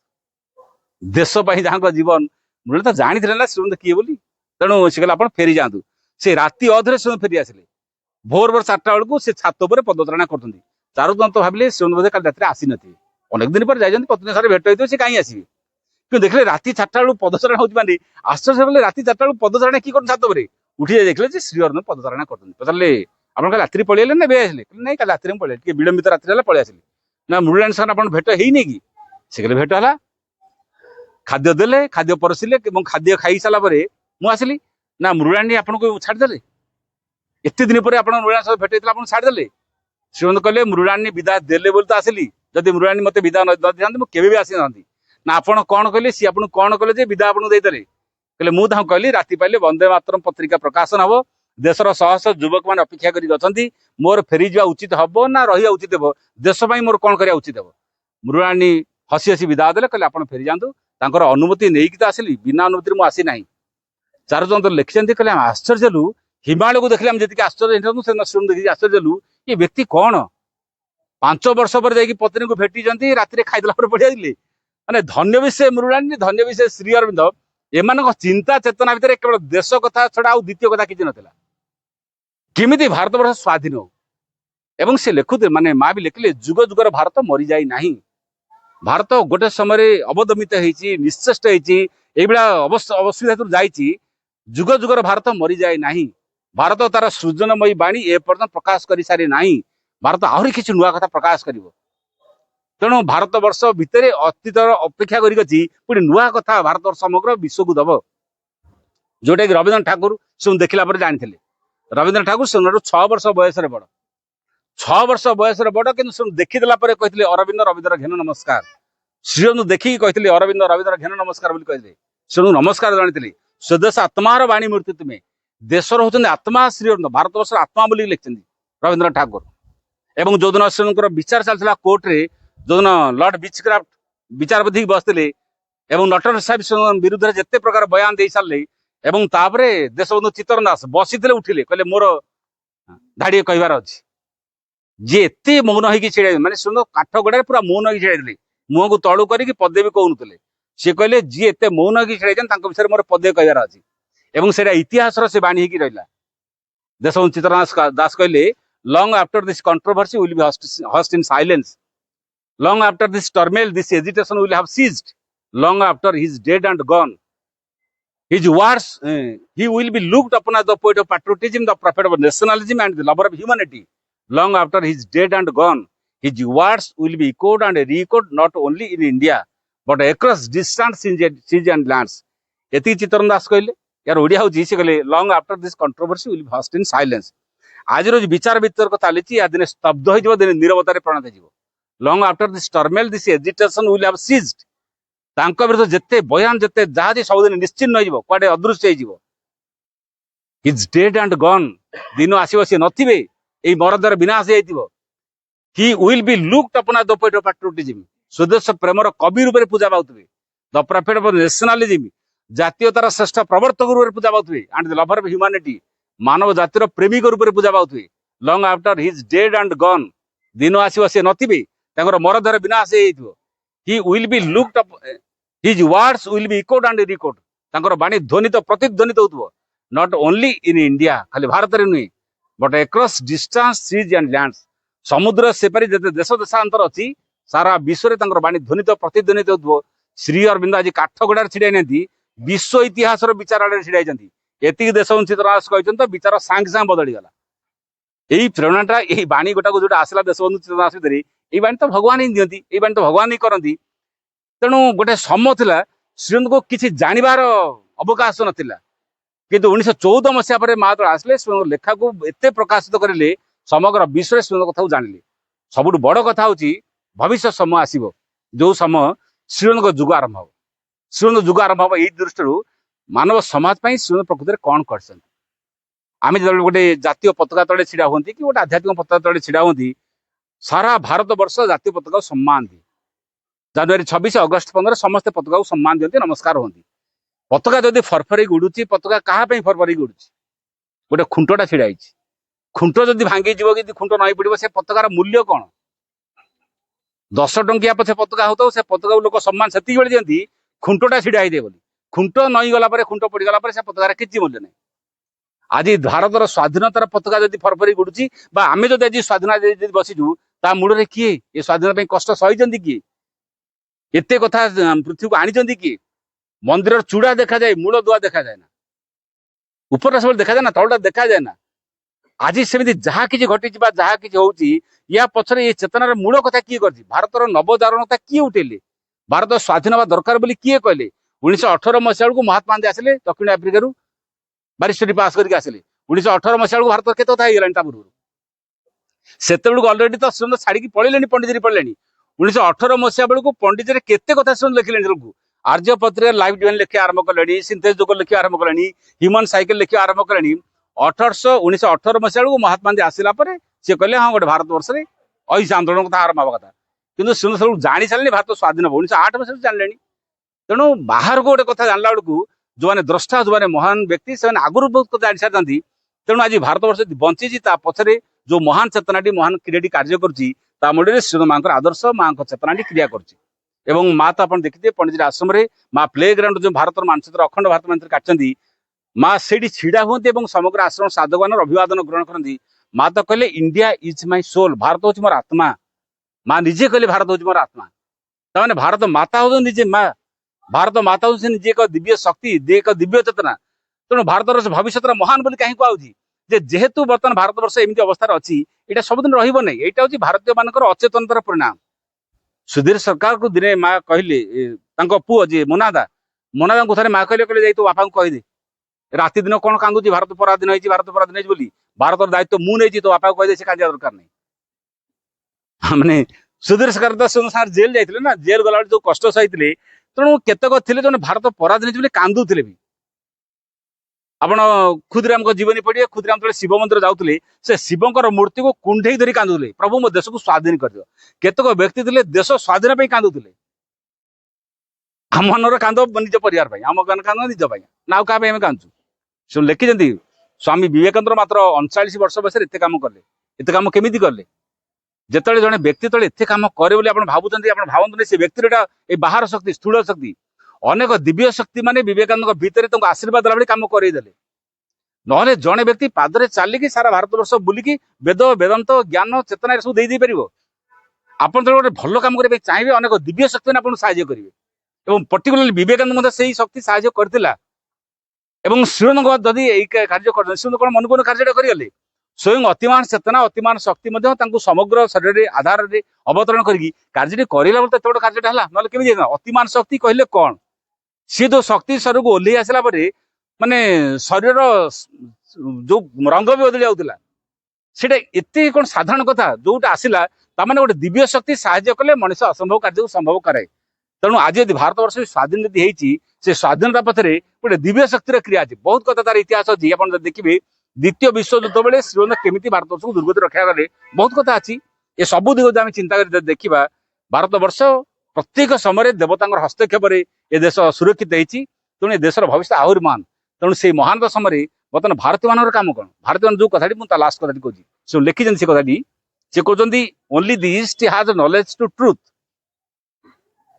ଓନ୍ଲି ଦି ଇଷ୍ଟ ହାଜ, କେବଳ ଭାରତୀୟ ମାନଙ୍କର ନଲେଜ ଟୁ ଟ୍ରୁଥ, ସତ୍ୟ ସମ୍ପର୍କରେ ଜ୍ଞାନ ଅଛି। ଭାରତୀୟ ମାନେ ବିଶ୍ୱାସ କରନ୍ତି ସତ୍ୟ କଣ, ଭାରତୀୟ ମାନେ ବିଶ୍ୱାସ କରନ୍ତି ଭଗବାନ କଣ। ଏଠି ସତ୍ୟ କହିଲେ ଭଗବାନ, ଭଗବାନଙ୍କୁ ଏଠି ସତ୍ୟ ବୋଲି କୁହାଯାଏ। Only East has, only East can teach the West, ଭାରତୀୟ ମାନେ ପାଶ୍ଚାତ୍ୟବାସୀଙ୍କୁ ହିଁ ଶିକ୍ଷା ଦେଇପାରିବେ। ବର୍ତ୍ତମାନ ଆମେ ଭାରତୀୟ କଣ ପାଶ୍ଚାତ୍ୟ ଶିକ୍ଷାକୁ ବଢିଆ ବର୍ତ୍ତମାନ ଅନୁକରଣ କରୁଛୁ, ପାଶ୍ଚାତ୍ୟ ଶିକ୍ଷାରେ ବର୍ତ୍ତମାନ ସମସ୍ତେ ପ୍ରଭାବିତ। କିନ୍ତୁ ସିଏ କହନ୍ତି ଭାରତୀୟ ମାନେ ହିଁ ସମଗ୍ର ବିଶ୍ୱକୁ ଶିକ୍ଷା ଦେଇପାରିବେ। Only East can save the mankind, ଭାରତୀୟ ମାନେ ବା ପ୍ରାଚ୍ୟବାସୀ ମାନେ ସମଗ୍ର ମାନବ ସମାଜକୁ ରକ୍ଷା କରିପାରିବେ। ତେଣୁ ଭାରତ ବର୍ଷରେ ଏଇ ଦକ୍ଷତା, ଏଇ କ୍ଷମତା, ଏଇ ସାମର୍ଥ୍ୟ ଭାରତର ଅଛି। ତେଣୁ ଭାରତର ଅଛି ମାନେ କଣ? ଭାରତୀୟ ଚେତନା ଭିତରେ ଅଛି, ପ୍ରତ୍ୟେକ ଭାରତୀୟ ଚେତନା ଅଛି, ଯୋଉଟା କି ସେ ଲେଖିଛନ୍ତି। ଗୋଟେ ସମୟ ଥିଲା ଭାରତ ବର୍ଷରେ ଏତେ ସାଧନା ଥିଲା, ଏମିତି ତପସ୍ୟା ଥିଲା, ଏମିତି ବି ଆଦର୍ଶ ଥିଲା, ପୃଥିବୀ ଧାରଣ କରାଯାଉଥିଲା। ଭାରତ ବର୍ଷର ଜଣେ ଋଷି ପୃଥିବୀକୁ ଧାରଣ କଲା ଭଳି ସାମର୍ଥ୍ୟ ଥିଲା। ଚଳୁରେ ସମୁଦ୍ରକୁ ଶୋଷି ଦେବାର ଜ୍ଞାନ ତାଙ୍କ ପାଖରେ ଥିଲା। ଅଗସ୍ତ୍ୟ ଋଷି ଚଳୁରେ ସମୁଦ୍ରକୁ ଶୋଷି ଦେଲେ, ଏତେ ସାମର୍ଥ୍ୟ ଥିଲା। ବଶିଷ୍ଠଙ୍କ ନାଁ ଧରିକି ବିଶ୍ୱମିତ୍ର ପୃଥିବୀଟା ଧାରଣ କରିଦେଲେ। ମାନେ ଏତେ ତପଶକ୍ତି ଭାରତ ବର୍ଷରେ ଥିଲା, ଯୋଉ ତପଶକ୍ତି ବେଳେ ପୃଥିବୀ ଧାରଣ କରାଯାଉଥିଲା, ଯୋଉ ତପଶକ୍ତି ବେଳରେ ସମୁଦ୍ରକୁ ଶୋଷି ଦେବାର ଜ୍ଞାନ ଥିଲା। ତେଣୁ ଏ ଦେଶ ହଉଛି ଭଗବାନଙ୍କର ଦେଶ। ସେଇ ମୂଳ ଚେତନାକୁ ଆବିଷ୍କାର କରିବାକୁ ଗଲେ ସେ କହିଲେ read Veda Vedanta and total Arya shastra. Bharat ବର୍ଷର ବେଦକୁ ଥରେ ପଢ, ବେଦାନ୍ତ ପଢ, ଆର୍ଯ୍ୟ ଶାସ୍ତ୍ରକୁ ପଢ, ତାହେଲେ ପୁଣି ଯୋଉ ଭାରତ ବର୍ଷ ଲୁଚିକି ଅଛି, ସେ ଭାରତ ବର୍ଷ ଲୁଚିଥିବା ଭାରତ ବର୍ଷ ଆଉ ଥରେ ପୁନଃ ଯୌବନ ପ୍ରାପ୍ତ ହବ। ତେଣୁ ଭାରତ ବର୍ଷ କାନ୍ଦୁଛି ବୋଲି ଶୁଣିଲେ ଗୋଟେ ସମୟରେ ଭାରତ ମାତା କାନ୍ଦୁଛି, ତା ବିକଳ କ୍ରନ୍ଦନ ତମ କାନରେ ଶୁଭୁ ନାହିଁ କି? ତା କ୍ରନ୍ଦନ ଦେବଲୋକରେ ପହଞ୍ଚିଛି, ଏବଂ ଯୋଉ ଦେବଲୋକରେ ପହଞ୍ଚିଛି ବୋଲି ପୁଣି ଭାରତ ବର୍ଷକୁ ତାର ପିତୃ ଋଣ ପରିଶୋଧ କରିବା ପାଇଁ ଅନେକ ମହାନ ଆତ୍ମା ଜନ୍ମ ନେବେ। ଭୀଷ୍ମ, ଦ୍ରୋଣ, କର୍ଣ୍ଣ ଭଳି ମହାରଥୀ ଜନ୍ମ ନେବେ, ଏବଂ ଅଲରେଡି ସେମାନେ ଜନ୍ମ ନେଇ ସାରିଛନ୍ତି। ଭାରତ ବର୍ଷକୁ ସମଗ୍ର ବିଶ୍ୱ ଆଗରେ ମହାନ କରି ପ୍ରତିଷ୍ଠା କରିବେ। ତେଣୁ ଏଇ ଯୋଉ ସମୟ, ଏଟାକୁ ଦେବ ମୁହୂର୍ତ୍ତ ବୋଲି କାହିଁକି କୁହାଯାଉଛି? ବର୍ତ୍ତମାନ ସେଇଭଳିଆ ସତ୍ତା ମାନେ ସବୁ ଆସିଛନ୍ତି। The gods are still too few in mortal forms ବୋଲି ସାବିତ୍ରୀ ଲାଇନ୍ ଅଛି। The gods are still too few.